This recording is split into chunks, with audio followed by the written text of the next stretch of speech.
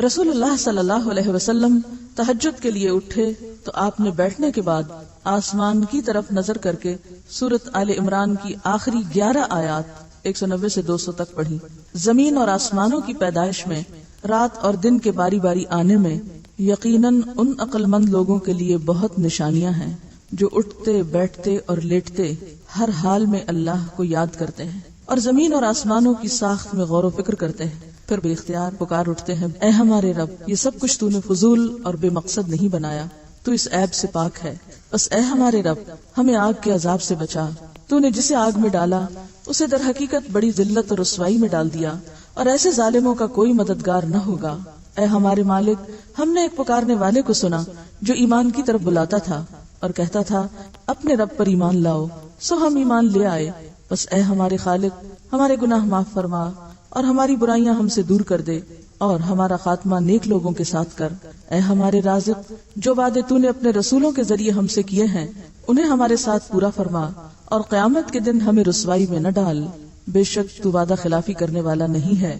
پھر ان کے رب نے ان کی دعا قبول کر لی اور فرمایا میں تم میں سے کسی کا عمل ضائع نہیں کروں گا، خواہ مرد ہو یا عورت، تم سب ایک دوسرے کے ہم جنس ہو، لہٰذا جن لوگوں نے میری خاطر ہجرت کی اپنے گھروں سے نکالے گئے، میری راہ میں ستائے گئے اور میرے لیے لڑے اور مارے گئے، میں ان کے سب قصور معاف کر دوں گا اور انہیں ایسے باغوں میں داخل کروں گا جن کے نیچے نہریں چلتی ہیں، یہ اللہ کے ہاں ان کی جزا ہے اور بہترین جزا اللہ ہی کے پاس ہے۔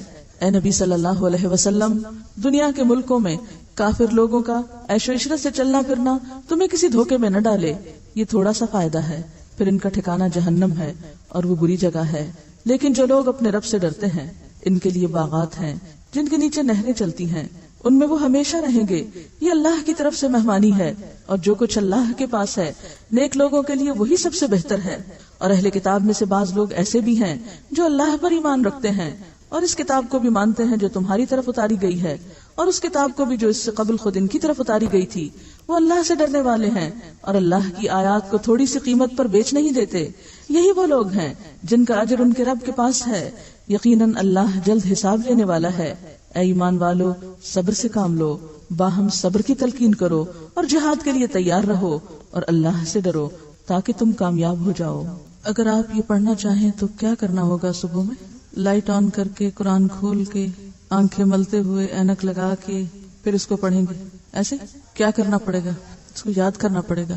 تو ان آیات کو یاد کر لیں، اور ان آیات کی بھی 7 رنگ کیسٹ موجود ہیں ریپیٹڈلی سن کے یاد کرنے کے لیے، کیونکہ مجھے معلوم ہے کہ ابھی تو آپ ایک سسٹم میں ہیں اور آپ کو یاد کرایا جا رہا ہے اور الحمدللہ بہت سے لوگ یاد کرتے چلے جا رہے ہیں، لیکن جب آپ اس سے نکلیں گے تو پھر کیا مشکل ہوگی کہ اس طرح 1 گھنٹہ صبح میں بیٹھ کے گھر میں آپ میں سے کتنے لوگ ہیں جو یاد کریں گے؟ بہت مشکل ہے، ممکن نہیں کہ آپ کو گھر والے 1 گھنٹہ ایک کمرے میں چھوڑ دیں کہ آپ بیٹھ کے یاد کریں چیزیں۔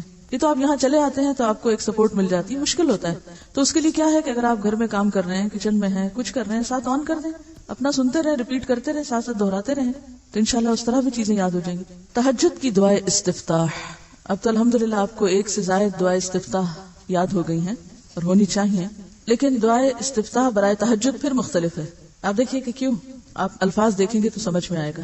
حضرت ابن عباس رضی اللہ عنہ روایت کرتے ہیں کہ جب رسول اللہ صلی اللہ علیہ وسلم رات کو تہجد کے لیے کھڑے ہوتے تو تکبیر تحریمہ کے بعد یہ پڑھتے، یعنی اللہ اکبر کہہ کے ہاتھ باندھ کے یہ دعا پڑھتے، اللہم لک الحمد انت قیم السماوات والارض ومن فیہن ولک الحمد لک ملک السماوات والارض ومن فیہن ولک الحمد انت نور السماوات والارض ولک الحمد انت ملک السماوات والارض ولک الحمد انت الحق ووعدک الحق ولقاؤک حق وقولک حق والجنة حق والنار حق والنبیون حق ومحمد صلی اللہ علیہ وسلم حق والساعة حق اللہم لک اسلمت وبک آمنت وعلیک توکلت وإلیک انبت وبک خاصمت وإلیک حاکمت فاغفر لی ما قدمت وما اخرت وما اسررت وما اعلنت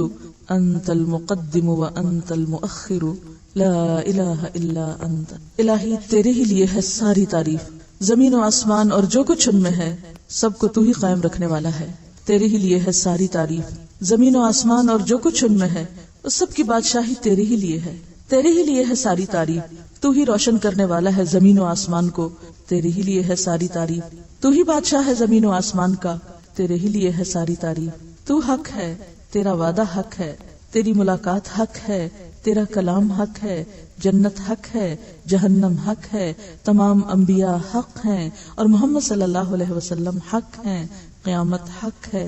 الہی میں تیرے سامنے جھک گیا، میں صرف تیرے ساتھ ایمان لایا، میں نے صرف تجھی پر بھروسہ کیا، میں نے صرف تیری طرف رجوع کیا، صرف تیری ہی مدد سے دشمنوں سے جھگڑتا ہوں، میں نے صرف تجھے ہی اپنا حاکم مانا، سو تو میرے اگلے پچھلے اور ظاہر و پوشیدہ اور جنہیں تو مجھ سے زیادہ جانتا ہے سارے کے سارے گناہ معاف کر دے۔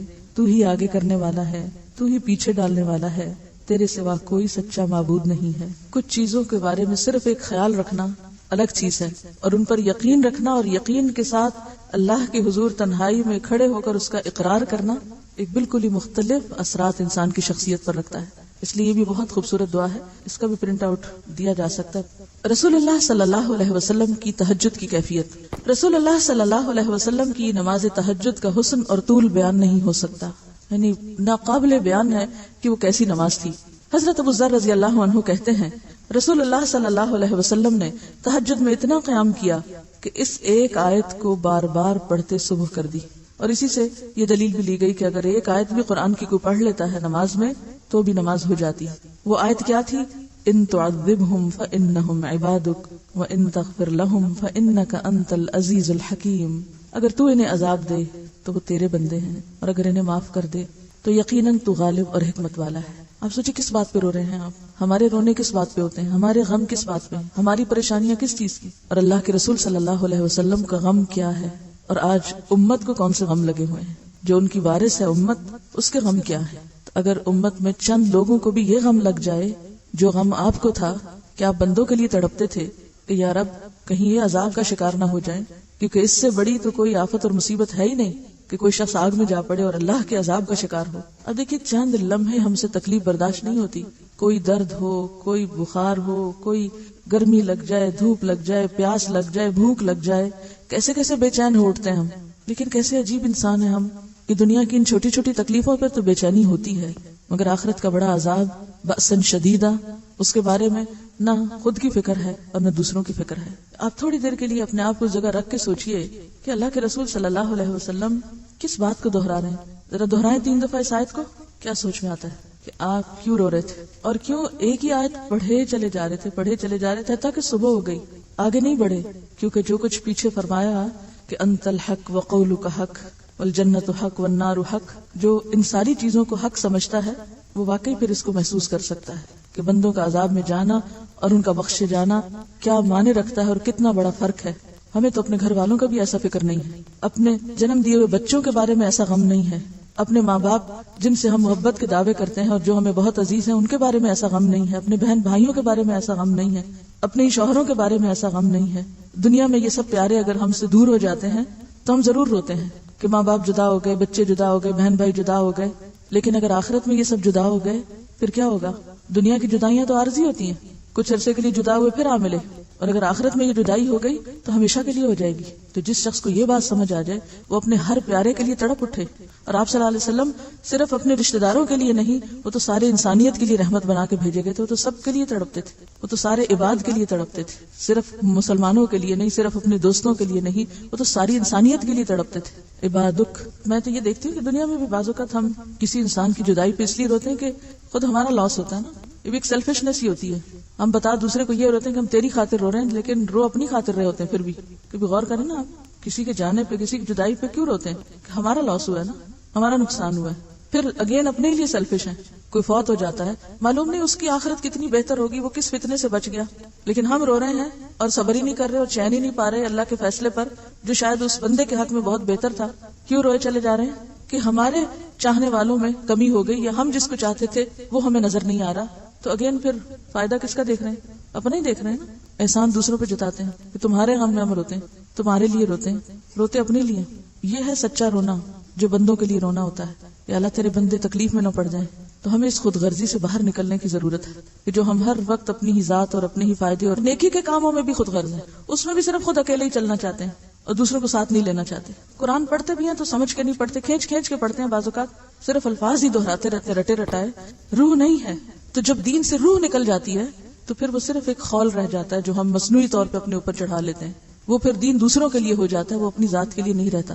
حضرت حذیفہ رضی اللہ عنہ نے نبی صلی اللہ علیہ وسلم کو تہجد پڑھتے دیکھا. وہ کہتے ہیں سورۃ فاتحہ کے بعد آپ نے سورۃ بقرہ پڑھی, پھر رکوع کیا. اب دیکھیے کہ کبھی تو آپ نے ایک آیت پہ ساری رات گزار دی اور کبھی ایک پوری سورت پڑھی, طویل قرات. سورۃ البقرہ 2.5 پاروں پر مشتمل. ہم تو صرف کوئی مر جائے تو اس دن پڑھتے ہیں, زندگی میں پڑھنے کی ضرورت نہیں. ہر چیز کو الٹا دیا نا ہم نے بدعتیں ایجاد کر کے. جو کام جہاں کرنا چاہیے تھا وہاں تو کرتے نہیں, اور جہاں نہیں کہا گیا وہاں پابندی سے کرنے. آپ نے سورۃ البقرہ پوری پڑھی, پھر رکوع کیا. آپ کا رکوع آپ کے قیام کی مانند تھا. کتنا طویل ہوگا؟ جتنی دیر سورۃ البقرہ پڑھی اتنی دیر آپ جھکے رہے. پھر آپ نے رکوع سے سر اٹھایا, آپ کا قومہ آپ کے رکوع کی مانند تھا. پھر دیر تک اللہ کی حمد و ثنا بیان کرتے رہے. پھر آپ کا سجدہ آپ کے قومہ کی مانند تھا, طویل سجدہ کیا. آپ دونوں سجدوں کے درمیان جلسہ میں اپنے سجدے کی مانند بیٹھے تھے, یعنی 2 سجدوں کے بیچ میں بھی دیر تک بیٹھے. بس آپ نے 4 رکعتوں میں سورۃ البقرہ, سورۃ آل عمران, سورۃ النساء اور سورۃ المائدہ پڑھی, اور یہ 4 رکعتوں میں پڑھا. یہ تھی نبی رحمت صلی اللہ علیہ وسلم کی نماز تہجد. صرف 4 رکعات میں 7.25 پارے پڑھے, یعنی سورۃ المائدہ اگر پوری ہو تو جی ہاں 7ویں میں شروع ہوتی ہے اور آگے تک چلتی ہے, تقریباً 7.25 پارے. پھر رکوع, قومیں, سجدے اور جلسے کی درازی یعنی طوالت, اور ان میں تسبیحوں اور دعاؤں کو کثرت سے پڑھنا آپ پہ ختم تھا, کوئی اس سے آگے نہیں بڑھ سکا. حضرت حذیفہ رضی اللہ عنہ بیان کرتے ہیں کہ میں ایک رات نبی صلی اللہ علیہ وسلم کے ساتھ نفلی نماز میں شریک ہوا. آپ نے سورۃ بقرہ شروع کی. میں نے سوچا کہ آپ 100 آیات پڑھ کر رکوع میں جائیں گے, مگر آپ پڑھتے چلے گئے. میں نے خیال کیا سورۃ بقرہ کو 2 رکعتوں میں تقسیم کریں گے, لیکن آپ پڑھتے رہے. آپ نے سورۃ بقرہ ختم کر کے سورۃ نساء شروع کر لی, پھر اسے ختم کر کے سورۃ آل عمران پڑھنا شروع کر دی, اس کو بھی ختم کر ڈالا. آپ نہایت آہستگی سے پڑھتے جاتے تھے. جب ایسی آیت تلاوت کرتے جس میں سبحان اللہ کہنے کا حکم ہوتا, جیسے سبح وغیرہ, تو سبحان اللہ کہتے. اگر کچھ مانگنے کا ذکر ہوتا تو سوال کرتے, اگر پناہ مانگنے کا ذکر ہوتا تو اعوذ باللہ پڑھتے. آل عمران ختم کر کے آپ صلی اللہ علیہ وسلم نے رکوع کیا. جہاں ایک رکعت کی اتنی طوالت کا پتہ چلتا ہے, وہاں دوسری طرف کیا بات پتہ چلتی ہے کہ آپ نے البقرہ کے بعد النساء اور النساء کے بعد آل عمران پڑھی. اس سے کیا بات پتہ چلتی ہے؟ یہ جو ہم نے اپنے اوپر ایک ہوا سوار کیا ہو نا ترتیب کا, یہ ترتیب ہل گئی تو نماز بھی گئی, تو اس کی تردید ہوتی ہے یہاں سے. ٹھیک ہے, ایک سورت کی آیتوں کو آپ الٹا پلٹا نہ پڑھیں کہ آپ بعد کی آیتیں پہلے اور پہلے کی بعد میں پڑھ رہے ہیں, لیکن ایک سورت جو پوری آپ پڑھ لیں تو کوئی بھی قرآن کی سورت پہلے اور کوئی بھی اس کے بعد پڑھ سکتے ہیں, خواہ وہ پہلے اور بعد میں آ رہی ہو یا بعد میں اور پہلے آ رہی ہو, کیونکہ اصل چیز ہے وہ معنی اور وہ مقصد جس کے لیے یہ سب کچھ پڑھا جاتا ہے. رسول اللہ صلی اللہ علیہ وسلم نے عبداللہ ابن عمرو سے کہا, مجھے بتلایا گیا ہے کہ تم ساری رات نفل پڑھتے ہو اور دن کو روزہ رکھتے ہو. اگر تم ایسا کرو گے تو تمہاری آنکھ کمزور اور طبیعت سست ہو جائے گی. تمہاری جان اور تمہارے بال بچوں کا بھی تم پر حق ہے, اس لیے روزہ رکھو اور افطار بھی کرو, رات کو قیام کرو اور نیند بھی. نبی صلی اللہ علیہ وسلم 3 دن سے کم میں قرآن مجید ختم کرنا پسند نہیں فرماتے تھے. آپ نے حضرت عبداللہ بن عمرو سے فرمایا, 1 ماہ میں قرآن پاک ختم کر لیا کرو, یعنی روز کا پارہ. اور اسی پہ بعد کے لوگوں نے پھر پاروں کی تقسیم کی قرآن پاک میں. انہوں نے عرض کی, میں اس سے زیادہ تلاوت کرنے کی طاقت رکھتا ہوں. آپ نے فرمایا تو 20 دن میں ختم کر لیا کرو. انہوں نے کہا میں اس سے زیادہ کی طاقت رکھتا ہوں. آپ نے فرمایا 7 دن میں ختم کر لیا کرو, اس سے زیادہ کی اجازت نہیں. پھر آپ صلی اللہ علیہ وسلم نے انہیں قرآن پاک 3 دن میں ختم کرنے کی اجازت دے دی اور فرمایا, قرآن پاک سے اس شخص کو کچھ سمجھ حاصل نہیں ہو سکتی جو 3 دن سے کم مدت میں قرآن پاک ختم کرتا ہے. یعنی جہاں آپ نے طویل قرات کی, وہاں دوسری طرف اس بات سے بھی منع کیا کہ اس سے آگے کوئی نہ بڑھے کہ 3 دن سے پہلے قرآن ختم کر لے. ہمارے ہاں جو شبینوں کی بھرمار ہے ایک ہی رات میں سارا, تو اس کا کیا نقصان ہے؟ سارا مہینہ آرام کرو اور ایک رات جا کے سب کچھ ختم کر کے اور پھر فارغ ہو جاؤ. یہ بھی سنت طریقہ نہیں. تو خیر و بھلائی اسی طریقے میں ہے جو نبی صلی اللہ علیہ وسلم کا ہے. نبی صلی اللہ علیہ وسلم نے فرمایا, جو شخص رات کے نوافل میں 200 آیات تلاوت کرتا ہے وہ اطاعت گزار مخلص لوگوں میں شمار ہوتا ہے. سورۃ البقرہ کی کتنی آیات ہیں؟ 286 ہیں, یعنی 286. تو اس میں آپ دیکھ لیجئے کہ کچھ کم سورۃ البقرہ سے, اور اگر چھوٹی صورتیں تو ان کی آیتیں بھی چھوٹی چھوٹی ہوتی ہیں اور جلد 100 پہ پہنچ جاتے ہیں. جیسے سورۃ الملک کی 30 آیات ہیں. نبی صلی اللہ علیہ وسلم ساری رات نوافل نہیں پڑھتے تھے, یعنی پوری رات جاگ کے آپ شبینہ نہیں کرتے تھے یا نفل نہیں پڑھتے تھے. آپ صلی اللہ علیہ وسلم کی 3 دعائیں. حضرت خباب بن ارت جو بدری صحابی ہیں, ایک رات نبی صلی اللہ علیہ وسلم کے ساتھ تھے. فرماتے ہیں کہ آپ تمام رات بیدار رہے, یعنی جاگتے رہے. یہ نسائی کے الفاظ ہیں. تاہم تمام رات سے مراد رات کا بیشتر حصہ ہے, کیونکہ دوسری روایات میں آپ کی ساری رات جاگنے کی نفی آئی ہے. تو ساری رات سے مراد یہاں مبالغے کے لیے کہا گیا ہے, مکمل ساری رات نہیں. ترمذی کے الفاظ میں ہے فأطالها، آپ نے لمبی نماز پڑھی. قرآن مجید نے بھی آپ کو ساری رات نہیں بلکہ رات کا کچھ حصہ قیام کرنے کا حکم دیا. قم اللیل الا قلیلا نصفہ او انقص منہ قلیلا او زد علیہ ورتل القرآن ترتیلا. اگر مان بھی لیا جائے کہ آپ نے کسی وقت ساری رات قیام کیا تھا تو یہ بات آپ کے خصائص میں شمار ہوگی، ورنہ حقیقت وہی ہے جو حضرت عائشہ نے بتا دی، اور وہ فرماتی ہیں میں نہیں جانتی کہ اللہ کے نبی نے کبھی ایک رات میں سارا قرآن پڑھا ہو یا صبح تک ساری رات نماز پڑھی ہو، یعنی ایسا نہیں ہے. راوی کہتا ہے کہ میں عبداللہ بن عباس کے پاس گیا اور انہیں حضرت عائشہ کی حدیث سنائی تو انہوں نے اس کی تصدیق کی کہ ہاں ایسا ہی ہے. جب آپ صلی اللہ علیہ وسلم نے ایک ایسی خاتون دیکھی جو ساری رات سونے کی بجائے نماز پڑھتی تھی تو آپ نے اسے ڈانٹتے ہوئے فرمایا باز آ جاؤ، اتنا ہی عمل کرو جس پر ہمیشگی کی تمہیں طاقت ہو، اللہ اجر دیتے ہوئے نہیں اکتاتا، تم ہی اکتا جاؤ گے. اور ساری رات پڑھنے میں ایک اور نقصان کیا ہے کہ انسان تیز تیز پڑھتا ہے اور نہ ہی وقف کی جگہ وقف کرتا ہے اور نہ ہی کہیں دعا مانگتا ہے اور نہ ہی کہیں اللہ کا ذکر کرتا ہے اور نہ ہی اس کو سمجھتا ہے. تو اس لیے اس چیز کو ناپسندیدہ قرار دیا گیا، کیونکہ قرآن صرف پڑھنے کے لیے نہیں آیا، سمجھنے کے لیے بھی ہے. تو یہ بات کہ آپ تمام رات بیدار رہے، اس سے مراد کیا ہے؟ رات کا بڑا حصہ. اور اگر واقعی جاگے بھی تو کبھی ایک آدھ دفعہ، وہ آپ کے خصائص میں سے ہے. اور نوافل ادا کرتے رہے یہاں تک کہ صبح صادق ہو گئی. جب آپ نے سلام پھیرا یعنی نماز سے سلام پھیرا تو حضرت خباب نے عرض کیا یا رسول اللہ، میرے ماں باپ آپ پر قربان، آج رات جس طرح آپ نے نوافل پڑھے اس سے پہلے میں نے کبھی آپ کو اس طرح نماز ادا کرتے نہیں دیکھا. آپ نے فرمایا تم نے درست کہا، نماز ایسی عبادت ہے جس میں اللہ کے ساتھ اشتیاق یعنی شوق بڑھایا جاتا ہے، کیونکہ وہ اللہ اور بندے کے درمیان سرگوشیاں ہیں نا. بندہ اللہ سے سرگوشی کرتا ہے، اس وقت اللہ کے ساتھ تنہائی میں ملاقات کرتا ہے، سب کو چھوڑ کے اللہ کا بنتا ہے اور اس کے عذاب سے پناہ مانگی جاتی ہے. چنانچہ میں نے اللہ تعالیٰ سے 3 سوال کیے جن میں سے 2 قبول ہوئے. ایک سوال یہ کہ اللہ میری امت کو سابقہ امتوں کی طرح تباہ و برباد نہ کرے، اس کو اللہ نے قبول فرمایا. دوسرا سوال یہ کہ میری امت پر دشمنوں کو غلبہ حاصل نہ ہو، یہ بھی قبول کر لیا گیا. پھر میں نے سوال کیا امت محمدیہ میں اختلاف رونما نہ ہو، آپس میں نہ لڑیں، لیکن اسے قبول نہ کیا گیا. سابقہ امتوں کی طرح تباہ نہ ہو جیسے قوم عاد اور سمود تباہ ہوئے وغیرہ وغیرہ. تو مان لی گئی بات کہ ساری امت بیک وقت تباہ نہیں ہوگی، اور اسی طرح امت پر دشمنوں کو غلبہ حاصل ہو، یعنی پوری امت بیک وقت غلبے میں نہ آئے، یہ بھی مان لی گئی. یعنی جزوی غلبے تو ہو سکتے ہیں لیکن کلی نہیں. لیکن یہ جو تیسری دعا ہے کہ ان میں اختلاف رونما نہ ہو، یہ نہیں مانی گئی. اب آپ کہیں گے پھر ہمارا کیا قصور؟ تو اس سے کیا اختلاف کا جواز نکلتا ہے؟ کیا پتہ چلتا ہے کہ یہ تو اور امتحان ہو گیا. اس معاملے میں تو اور زیادہ کانشیس ہونے کی اب ضرورت ہے، کیونکہ اگر یہ دعا بھی قبول ہو جاتی تو پھر ہمارا تو امتحان ہی نہ رہتا. کیا خیال ہے؟ تو بات یہ ہے کہ اللہ سبحانہ وتعالی نے یہ دعا قبول نہیں کی. ایک اور روایت کے الفاظ کچھ یوں ہیں کہ میری امت کے بعض کی طاقت کا مزہ بعض کو نہ چکھا. بعض کی طاقت یعنی جو طاقتور ہیں ان میں کسی بھی لحاظ سے، علمی لحاظ سے یا مالی لحاظ سے یا کسی اور اعتبار سے، کوئی حکومت یا عہدے کے اعتبار سے، تو بعض کی طاقت کا مزہ بعض کو نہ چکھا، یعنی طاقتور کمزور پر زیادتی نہ کرے، اختلاف اور ٹکراؤ نہ ہو، یہ نہیں مانی گئی بات. تو اس سے کیا پتہ چلتا ہے کہ اس معاملے میں ہم سب امتحان میں ہیں کہ کس کے پاس کس وقت کون سی طاقت آتی ہے اور اس کا استعمال کیسے کرتے. ہمیں سے ہر شخص کو مختلف اوقات میں مختلف طرح کی برتری حاصل ہو جاتی ہے نا، کبھی کسی اعتبار سے کبھی کسی اعتبار سے. ایک دوسرے پہ طاقتور ہو جاتا ہے نا، اور پھر وہ کمزور کو کیا کرنے لگتا ہے، انسان ہی نہیں سمجھتا، اس کو اپنی طاقت کا مزہ چکھانے لگتا ہے. اس معاملے میں حفاظت اٹھا لی گئی ہے، اللہ نے آزادی دے دی ہے، ٹھیک ہے کرو، چکھاؤ مزہ طاقت کا ایک دوسرے کو. اب آپ دیکھیے طاقت بھی ہو اور پھر انسان روک کے رکھے، انسان قادر بھی ہو پھر خود کو کھینچ کے رکھے. ایک تو یہ نا کہ کوئی چیز ہے نہیں آپ کے پاس، تو اس وقت آپ کیا کر رہے ہیں؟ مجبور ہیں، ہے ہی نہیں، کیا کریں گے. لیکن ایک چیز ہے پھر آپ استعمال نہ کریں، یہ آسان ہے. ایک چیز آپ کے ہاتھ میں اور پھر آپ روک رہے ہیں، خود کو استعمال نہیں کر رہے. یہی تو دیکھا جا رہا ہے، یہی تو امتحان ہے. تو جب کوئی شخص یہ کرنے لگے اس کو فوراً سوچنا چاہیے کہ میں آزمایا جا رہا ہوں، میں ایسی جگہ داخل ہو گیا ہوں جہاں مجھ سے اللہ کی حفاظت اٹھ گئی ہے. یعنی کوئی شخص طاقت کی بنا پر جب کسی کمزور کو نقصان دیتا ہے تو یہ سخت آزمائش کا وقت ہوتا ہے.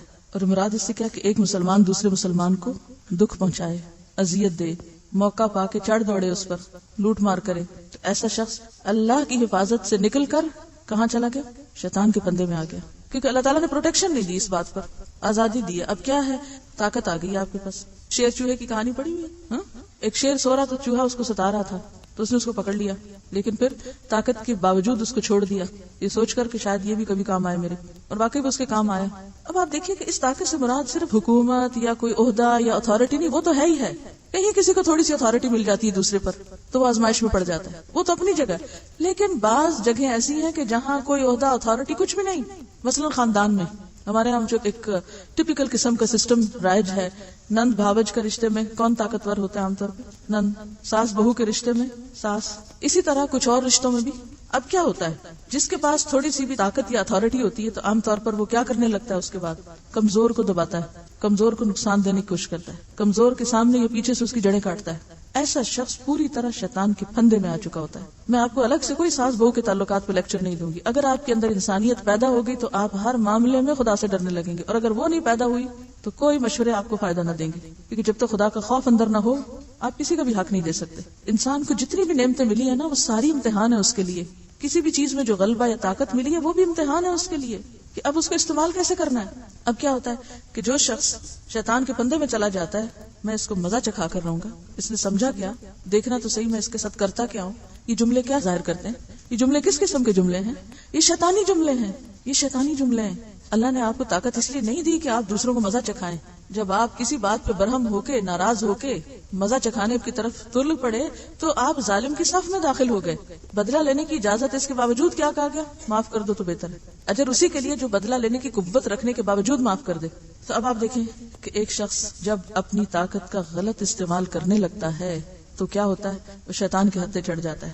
اور جو شخص شیطان کے ہتھے لگ جائے اور اس کے نقش قدم کی پیروی کرنے لگے اور اس کے مشوروں پر عمل کرنے لگے تو یہ وقت اس کے لیے کوئی فخر کا یا تکبر کا یا اپنی بڑائی کا یا فاتح ہونے کا نہیں. یہ تو ماتم کا وقت ہے کہ وہ اللہ کی حفاظت سے نکل گیا ہے، وہ اللہ کی مدد سے باہر ہو گیا ہے. اپنے آپ کو اس جگہ رکھ کے دیکھیں کہ جب میرے پاس دوسرے کے مقابلے میں تھوڑی سی اتھارٹی آتی ہے، آپ میں سے کچھ گروپ انچارجز ہیں، کچھ روم انچارجز ہیں، کوئی کسی چیز کی اتھارٹی رکھتا ہے، کوئی کسی چیز کا ذمہ دار ہے، کسی کو کہیں مقرر کیا گیا ہے، کوئی استاد بنا بیٹھا ہے، کوئی کچھ.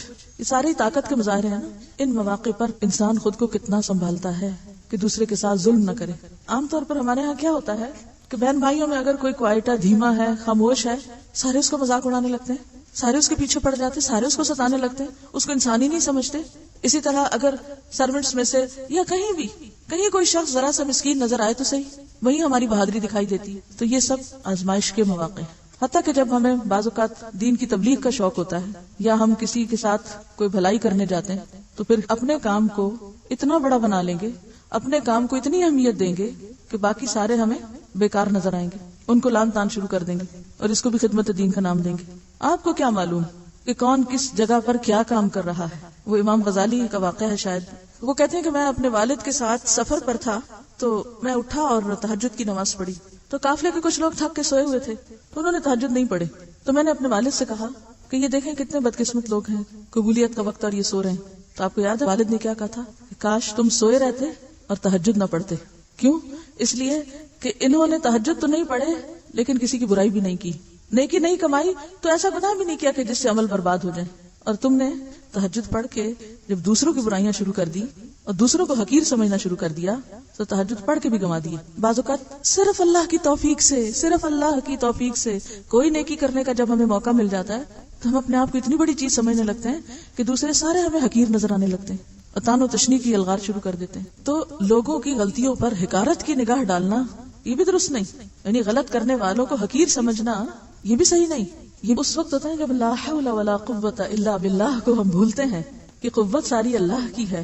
جب یہ سبق ہم بھولتے ہیں تو اس وقت کیا ہوتا ہے، پھر اپنی طاقت کا زوم آنے لگتا ہے اور جب اپنے اندر طاقت محسوس ہونے لگتی ہے تو پھر ہم دوسروں کو حقیر سمجھنے لگ جاتے ہیں. ایبسولوٹ اتھارٹی کرپٹس ایبسولوٹلی، یعنی جہاں بھی ایک قہر اور جبر ہوتا ہے وہاں پھر ہر چیز تباہ و برباد ہو کے رہ جاتی. رسول اللہ صلی اللہ علیہ وسلم رات کے نوافل میں کبھی سری اور کبھی جہری قرات فرماتے.